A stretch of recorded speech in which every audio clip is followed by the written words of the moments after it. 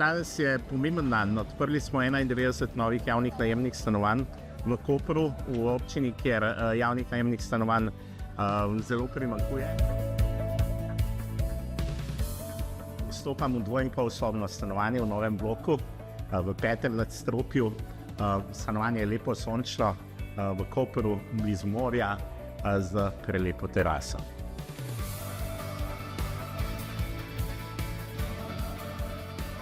Vlade so v obdobju 2015 do 2022 za gradnjo javnih najemnih stanovanj namenile manj kot 14 milijonov. To je dejansko manj, kot je znašal strošek gradnje enega bloka, katerega smo odprli danes.